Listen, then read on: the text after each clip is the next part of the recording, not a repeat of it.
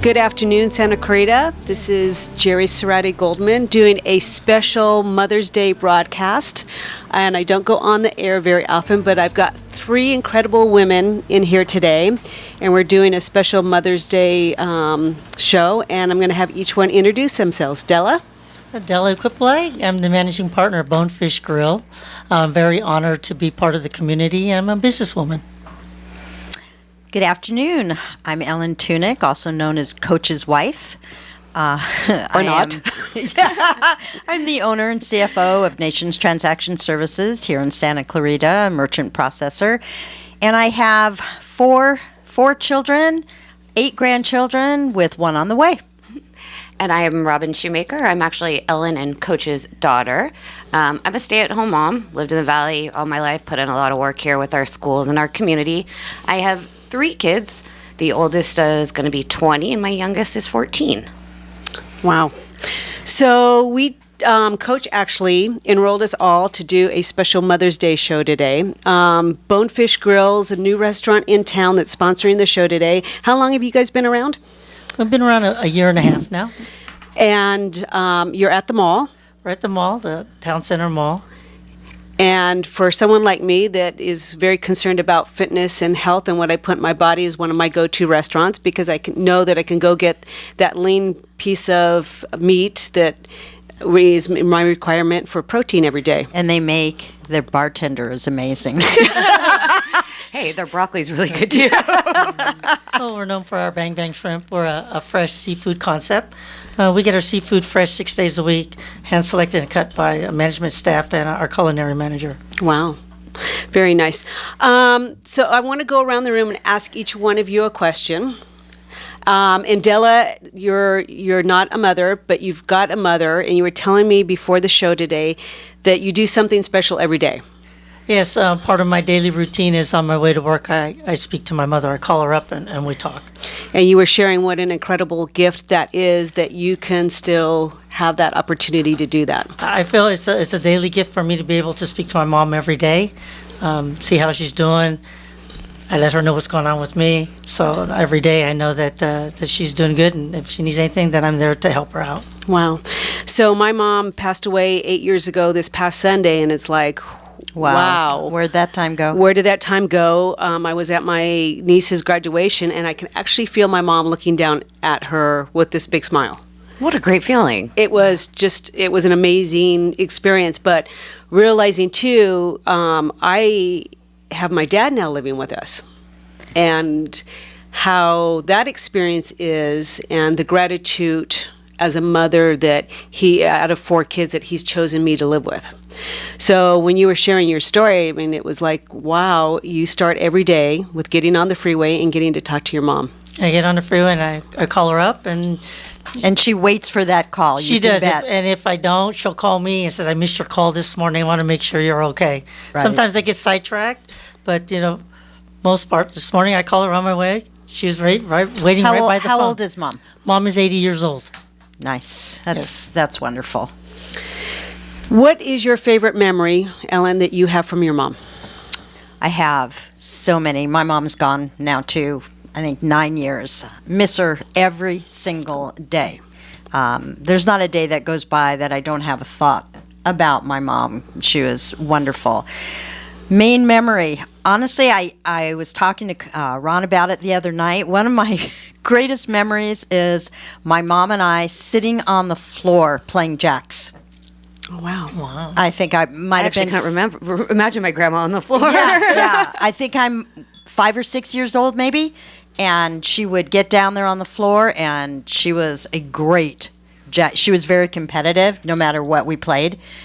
She would always win, but she would get down there on the floor and play jacks, and I just love that memory of her. Wow. I know that one of my favorite memories is my mom teaching my kids on how to count by playing blackjack. I love it. And she loved Vegas, but she loved both the kids learn how to play cards at a very young age. And she would always say, I'm just teaching them how to count. But they learned how to play blackjack. My grandma did the exact same thing with us. I think ours was gin rummy, though. Gin rummy, and she right. had to win, though. Right. Yeah. Yeah. So share some of your precious My precious memories of my mother? Yeah. Oh, I've just been so blessed. She's the backbone of the family. She's been truly my best friend as I've gotten older. Now she's going to make me cry. Supported me. I mean, wasn't an easy teenager, to say the least. So supported me through everything I've done, I've tried, even to this day, what I still do. She's always right here. That's why we're here together right now. Yeah. And looking at each other and go, let's not do Mother's Day this weekend. What's the easy button? It's ironic because my mom used to say the older we got, the harder it became. For her? For her. What is that experience for you? Yes. As a mom with kids growing up, you still were able to, basically, you were in the moment with them. It was like, okay, you get up, you brush your teeth, you do this, you do that. Once they leave the nest, the whole process changes. Not so much for them, for us. You have to understand what the new boundaries are. You have to understand how your role has changed. And that was not easy for me. But it's really, really important to respect your children's boundaries as adults, and to allow them to be in their own world with their families, with their kids, with whomever, and know what your place is. And that's not easy because in my heart, my place is always right there, and that can't always happen. Yes, as a controller, I have that same issue. But the difference She's saying is, I'm controlling. I have boys, so with boys, it's been a very interesting dynamic to see that as a parent, you have to back up even more. I'm learning that right now even with a 20-year-old and a 16-year-old. It's very different than Right, and back off with their wives has been a whole new journey that, as you can't wait for your kids to get married and they're going on this journey, that you don't realize it's another interesting aspect to play completely different role that was different than was imagined that Yes. in our heads, or even for you as a daughter-in-law. Yeah. I've thought about it often. I know with my daughter, I'll be there picking out the wedding dress and helping her plan a wedding and things like that. And I know with my sons, that's going to be the other side of the family's job. It seems from just, excuse me, knowing my friends who have boys who have been married, there always seems to be, when it's a girl and it's your daughter, the new husband, son-in-law, tends to gravitate towards the family, the daughter's family. However, when it's the son, your son, and he marries, he gravitates towards his new wife's family. I can't imagine how challenging that is. Can you imagine splitting Christmases and holidays? No. Yeah, and that's what happens. That's what happens. You have to learn to compromise. What happened to one big family? Well, we're lucky. Our family, when I did Christmas, it was the in-laws and my family. Everybody was at our house. I try, and we're just lucky we all get along. We do that with extended, but my older son, his family's in Ohio. So we've been out to Ohio a couple times. They've not been out here. They don't travel like we do. Traveling is easy for us, so it's made it easier for him. But I also see the joy that it's brought him by being able to go out there. When he's on his third deployment, but on his first deployment, when he got back, it was the holidays, and that was a year to be with her family. And so we did the easy button for them to fly out to Ohio. And so it's been a whole head thing for me to change my perspective. Instead of, oh my gosh, we got to go to Ohio, why can't they come here, and blah, blah, blah, blah. What gift is it for us to be able to still be with them and still make this an easy button for them? And that's a good concept. I know as the kids grew, left the nest, became, mothers, fathers, parents, whatever, I always try and make it easy for them. It's been, and that's been hard, but I've tried to, like coach a little old fashioned. I'm the father. They should come to me. And I've tried to explain to him, not in today's world where families and parents they have so much to do every single day. It's easy for us. You pack a suitcase and you go. You get on that airplane and you Exactly. go. Yeah, much easier than with the kids and all that. So for me, it's like, do you want to stay your ground and decide, well, I'm not going, and if they want to see me, they'll come? Or do you make that choice that says, I want to see them, I want to spend time, I'm going? Yeah. Do you have brothers or sisters, Della? I have a brother. Does he make that same phone call to mom every morning? He's very close to my mother, so he sees her every day. Oh, that's wonderful. Lucky mom. And I'm busy, but once a year I'll bring her to my house to stay with me for a week. Nice. And we try to go on vacations at least 3 times a year together. Oh, that's So I can wonderful. spend time, mom-daughter bonding time. That's very cool. So, what values instilled by your mom have made you this manager of this amazing restaurant in our community and have people so attracted to you and that great smile? When I was growing up, my mom taught my brother and I that the sky's the limit, that you can do anything that you want to do. You work hard, keep your nose to the grind and staying focused, that you earn everything that you get. And she came from old school back in the day, and that's how they were. You just work really hard and prove yourself, and nothing's given to you for free. And I think that's the biggest thing that I've gotten from my mom, is the work ethic. Nice. Well, it's paying off. Thank you. And Robin, what about you, with your mom sitting right next to you? Probably the biggest thing I've learned from her is love, and not to be judgmental, and to love myself. Because being a stay-at-home parent for 20 years can get lonely. It becomes hard. And I just think you've always taught me to love myself and to be proud, and that you're doing a great job. And this is my journey. It's to be a mom.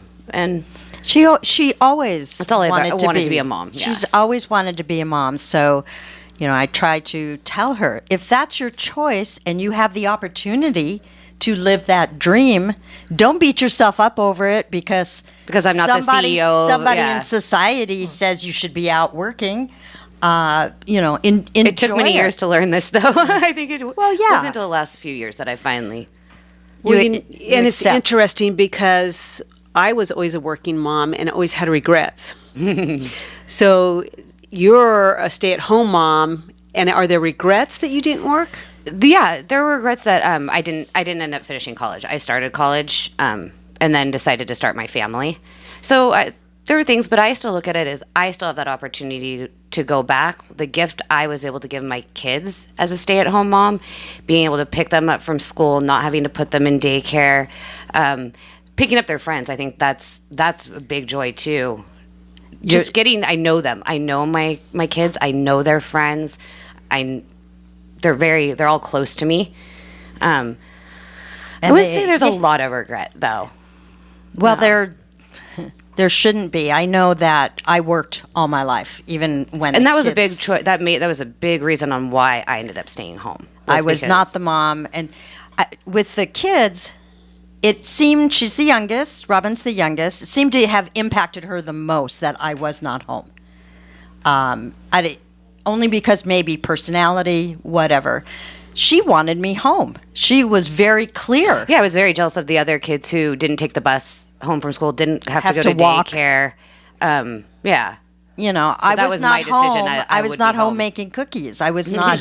I was not home when she came home.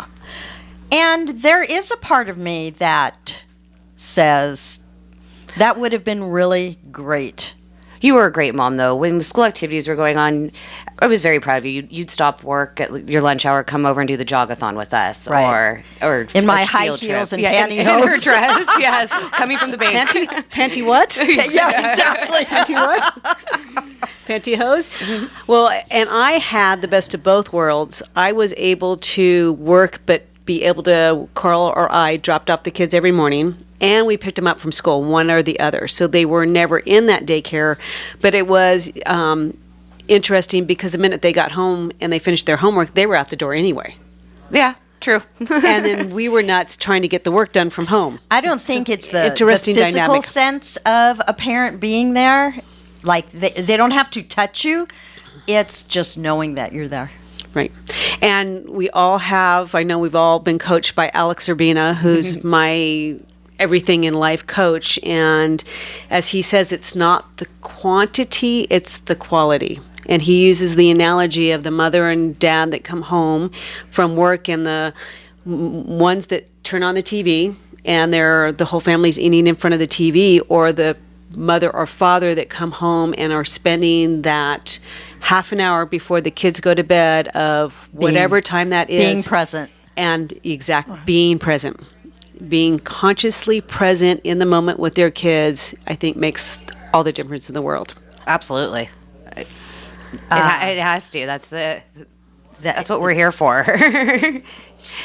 Tell me some difficulties and challenges. Me first? Yeah, and then we're going to talk to this one about difficulties and challenges being the daughter and still trying to be there for your mom's needs. The challenges. Think about that. There's lots of challenges. The challenges never go away; they just change. The challenges of I really feel more challenged as an adult parent than I did as a young parent. Well, little people, little problems. Yeah, big people, bigger problems. Bigger problems. But it's more about having to really think about how I respond. And, when they're young, you just get over there, go sit down. That's really easy. Now, you don't open your mouth that quickly. You really have to think about what you say, whether it's to my kids or even my grandchildren, because I have my grandchildren around me. You really have to think about what you say. Yeah, I remember times because I was so close with my grandmother, and in that teenage time when I didn't like my mom very much, my grandparents lived in San Diego, and I wanted to live with them. And my daughter spends half her time at my mom's house on the weekends. I'm boring or mean by the end of the week. By Friday. And, it was interesting. It wasn't until I had kids that I could understand that, but at the same time, being able to just do a perspective shift on what was my mom instilling in my boys that could fill in where I wasn't.